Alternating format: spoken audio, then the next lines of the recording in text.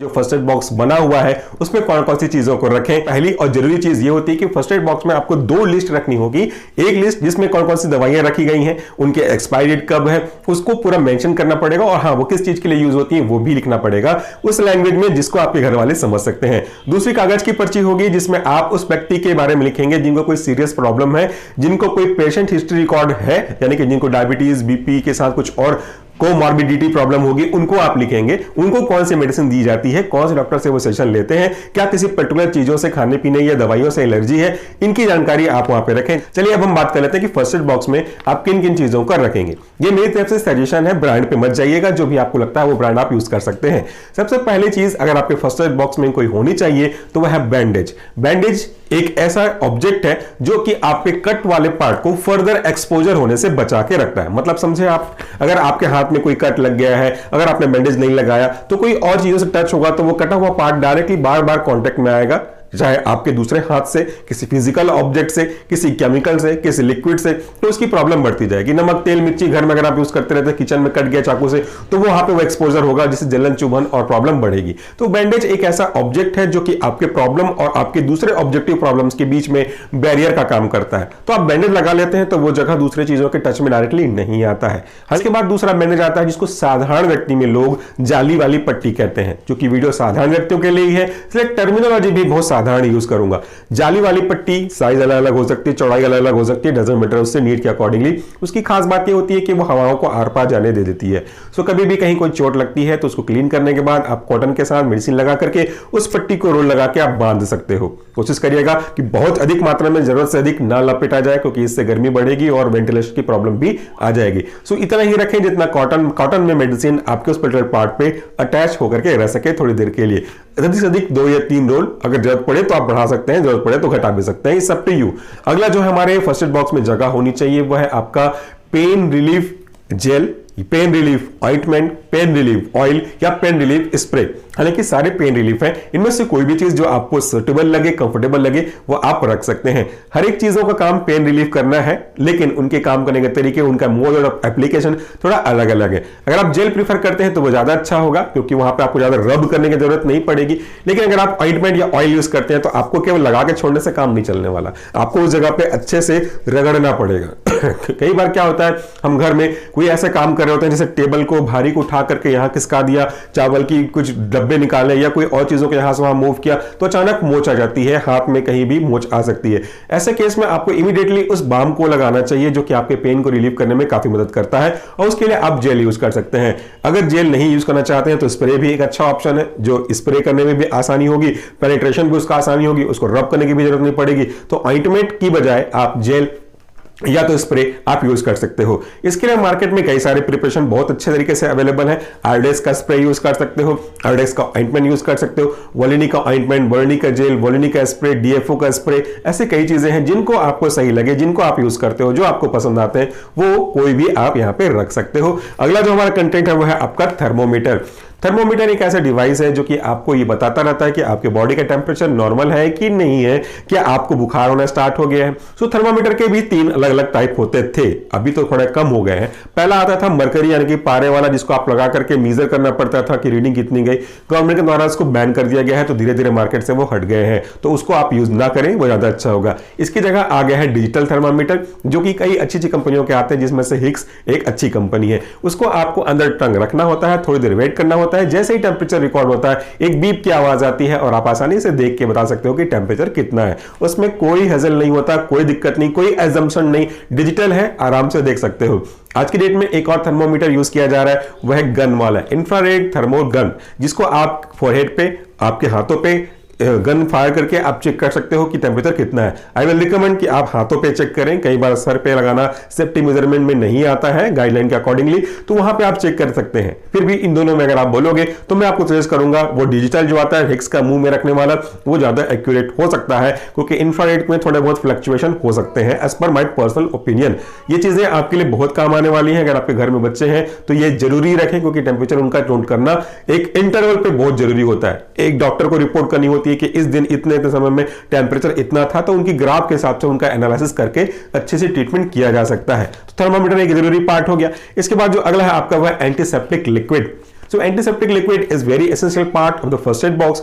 ये किसी भी ब्रांड का रखें कोई फर्क नहीं पड़ता है इससे। Most of the cases Dettol को प्रीफर करते हैं। डेटॉल, सेवलॉन, ये चीजें आसानी से मार्केट में उड़ सकती हैं। बच्चे हैं घर में तो सेवलॉन प्रीफर करिए क्योंकि वो जलता नहीं है। अगर एडल्ट है तो डेफिनेटली गो फॉर डेटॉल्स। इसको आप कहीं भी किसी भी तरीके से यूज कर सकते हो। अगर आपके घर में कोई बच्चे हैं, कट लग गए हैं तो डाइल्यूट करके उनको वॉश कर लीजिए। शेविंग करते टाइम कट गए हैं तो वहां पे अप्लाई कर सकते हो। हाथ में चाकू से कट गया है तो डाइल्यूट करके आप अप्लाई कर सकते हो। ये काफी काम का है। एंटीसेप्टिक लिक्विड के बाद हम बात करते हैं आपको पोविडोन आयोडीन का ointment. Povidone iodine ointment basically iodine का इंट्रैपमेंट है एक पॉलीमर मैट्रिक्स में, जिसको हम लोग पोविडोन बोलते हैं। हालांकि है ये आयोडीन का ही एक स्पेसिफिक फॉर्म। इसके लिक्विड भी आते हैं, लिक्विड आपके आयोडीन के फॉर्म में आएगा, बट लिक्विड से प्रेफरेबल है ये आपको ऑइंटमेंट के फॉर्म में।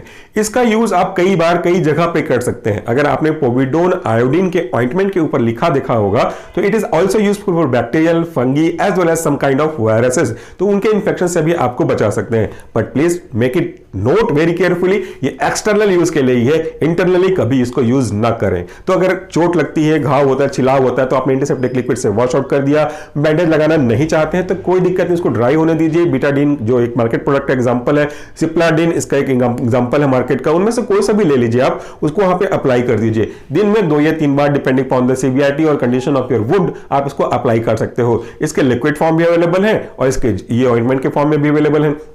सो whichever is suitable for you, आप उस पर यूज कर सकते हो। लेकिन ऑइंटमेंट रखने में, यूज करने में ज्यादा अच्छा होता है। स्टेनिंग की प्रॉब्लम इसमें से कम होती है। तो ये बहुत जरूरी है, आपको ये रखना ही पड़ेगा। कटपट लगने हैं तो भी ये काम आता है, छिल जाएंगे तो भी काम आ जाएगा, पस बन जाएगा तो भी ये काम आएगा, क्योंकि इसके अंदर जो सब्सटेंस है वो most of the cases in the presence of organic matter भी अच्छे से काम करते हैं। इसके बाद जो हमारा अगला है आपका एब्जॉर्बेंट कॉटन। सीधा सीधा बोला जाए तो रुई मार्केट में, मेडिकल स्टोर में बहुत आसानी से मिल सकते हैं। वो प्योर होते हैं, वो स्टरलाइज्ड होते हैं। इनको आपको यूज करना चाहिए। घर में मिलने वाले नॉर्मल रुई जो हम लोग कई बार अक्सर यूज करते हैं नॉर्मल घर में पूजा वगैरह के लिए, बाती बनाने के लिए, उन रुई को ना ही यूज करें तो अच्छा है, क्योंकि इनमें कंटामिनेशन के चांसेस काफी सारे हो सकते हैं।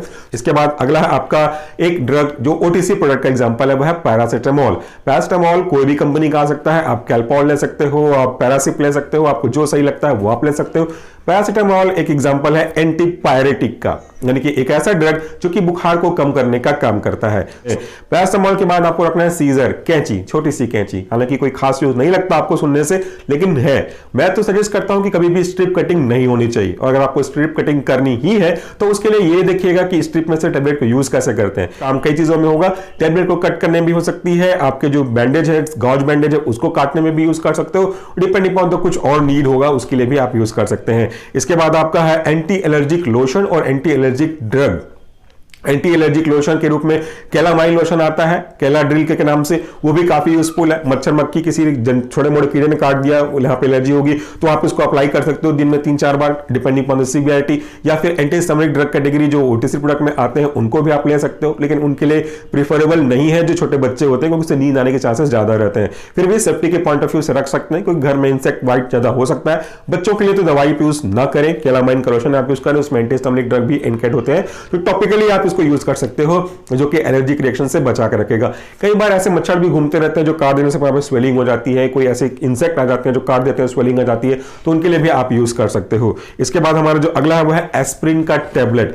एस्प्रिन यूं तो NSAID कैटेगरी का एग्जांपल है, हालांकि इसका यूज हम पेन किलर के रूप में भी यूज कर सकते हैं। बट अगर आप एस्प्रिन यूज करते हो तो आपको 2 चीजों में मदद करेगा, पेन के लिए भी मदद करेगा, प्लस अगर कभी इनकेस कोई घर में ऐसे व्यक्ति जिनको हार्ट अटैक की संभावना हो सकती है तो ये ब्लड को थीन करने के लिए ब्लड थीनिंग एजेंट के रूप में भी काम करता है। और ऐसे पेशेंट जो हार्ट से एसोसिएटेड है, हार्ट अटैक आ चुका है, उनके लिए कई बार जान बचाने का भी काम करता है। अगला है हमारा एस्प्रिन के बाद वो है आपका एंटी बर्न क्रीम, जो कभी भी घर पे काम करते हैं, चाहे महिलाएं हो, चाहे आप हो, चाहे मैं हूं। किचन में काम तो करना सबकी रिस्पॉन्सिबिलिटीज होती है, केवल महिलाओं की नहीं है, सबकी रिस्पॉन्सिबिलिटीज है। तो हम खाना बनाते बनाते कभी कभी जल जाते हैं, लैब में प्रैक्टिकल करते करते जल जाते हैं, या किसी पूजा की थाली में जल जाते हैं, कहीं भी कोई भी रीजन कोई मतलब नहीं, अल्टीमेट रिजल्ट तो जलना ही हुआ ना।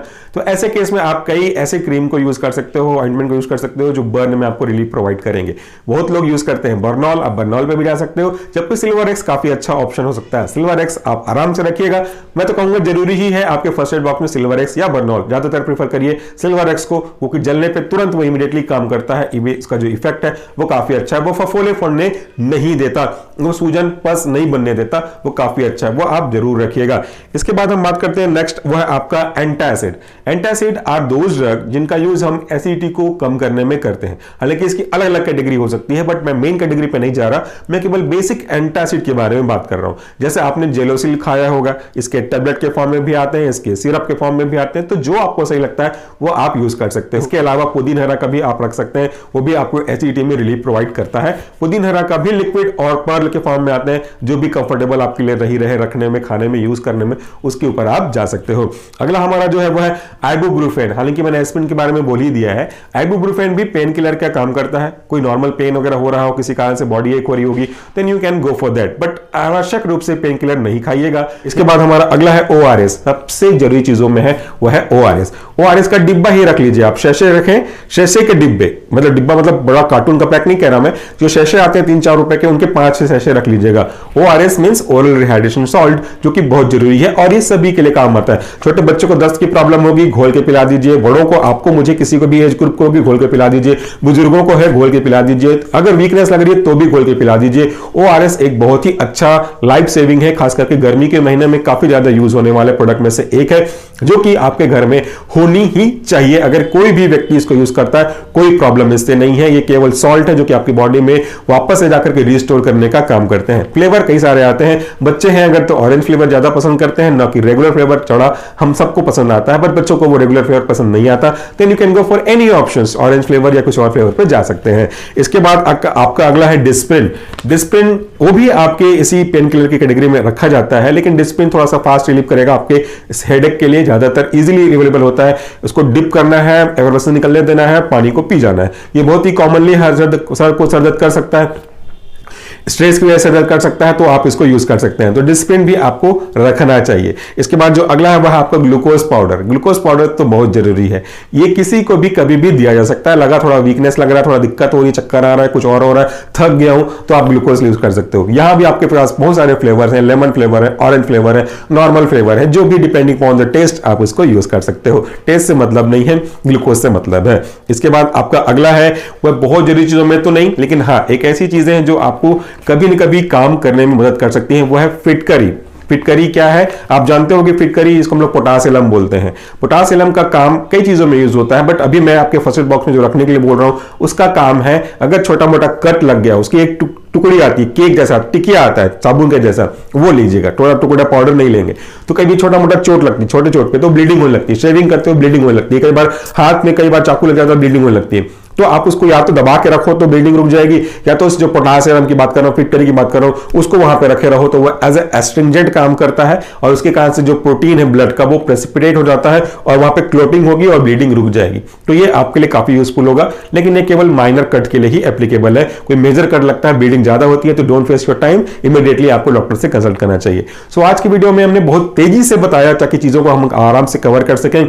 चाहे तो आप इसको स्लो करके देख सकते हैं, लेकिन ये चीजें मस्ट है कि आपके बॉक्स में, फर्स्ट एड बॉक्स में ये चीजें होंगी। और जैसा मैंने कहा, डिपेंडिंग अपॉन द नीड, उम्र के हिसाब से जो आपके घर में है, एक आध दो चीजें और ऐड की जा सकती हैं, और आपके विवेक पे वो डिपेंड करता है। उम्मीद करता हूं कि ये छोटी वीडियो लेकिन नॉलेजेबल वीडियो आपकी किसी न किसी काम आई होगी। आपके काम आई होगी तो बहुत अच्छी बात है, अगर आप किसी और को सजेस्ट करना चाहते हैं तो भी काफी अच्छी बात होगी। सो फ्रेंड, उम्मीद करता हूं कि आज से आप अपना फर्स्ट एड बॉक्स को अपडेट करेंगे, रेगुलर चेक करेंगे, एक्सपायरी, स्पॉइलर्स सबको चेक करते रहेंगे, और जरूरत पड़े तो यूज करेंगे। वैसे दुआ करूंगा कभी जरूरत ना पड़े। Thank you, take care.